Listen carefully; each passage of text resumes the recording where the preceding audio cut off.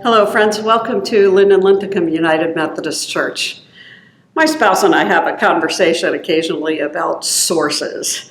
He'll tell me something that he's seen that's scrolled through his phone somehow or come across his phone on his Facebook feed or whatever, and he'll tell me something that I know isn't true, and I'm like, where'd you get that? Well, it was just this article that came, and I'm like, what's the source? Where did it come from?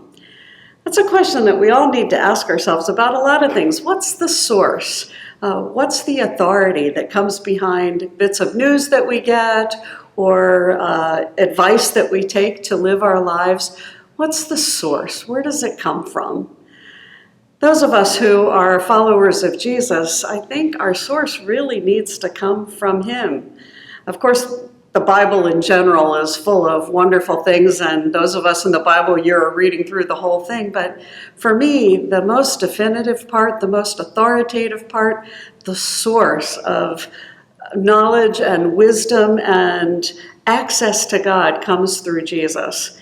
And so I particularly go to his teachings and his stories and his parables, and particularly the Sermon on the Mount, in which so much of his teachings are distilled and so wonderful.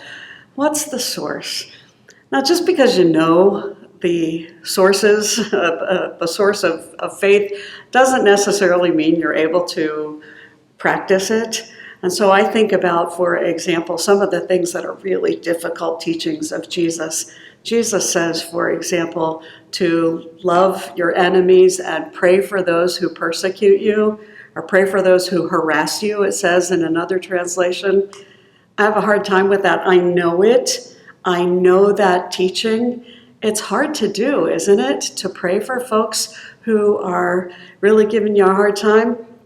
Now, I will say, for maybe in my defense, I don't know that I'm neutral. I don't maybe always pray for that person, but I don't necessarily pray for them to have bad things to happen either.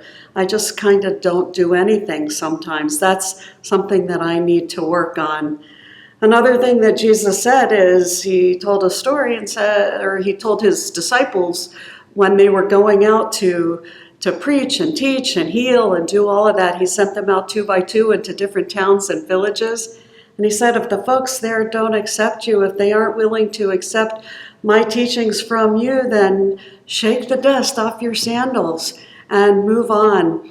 I have a hard time doing that too. That's one of the teachings I haven't necessarily gotten. If something's not going well, I want to keep going. I want to keep talking to that person. I want to try to work it out. And sometimes you just can't. And there are some folks in this church who have said to me occasionally, just let that go. You're not going to get any farther with that. It's helpful. But the source, Jesus' teachings, are really good. Some of the things that I have taken on, I'm not a big worrier because Jesus says God's going to take care of things, and I've taken that on. The Beatitudes, blessed are those who mourn, they will be comforted. I've experienced that in my own life. So many of the things that come from the source, from Jesus, are things I've been able to take in, and some others are things that I'm still working on, but they're still the source. So as you look at your news and as you look at, as you hear things and hear people talk about things, consider always the source.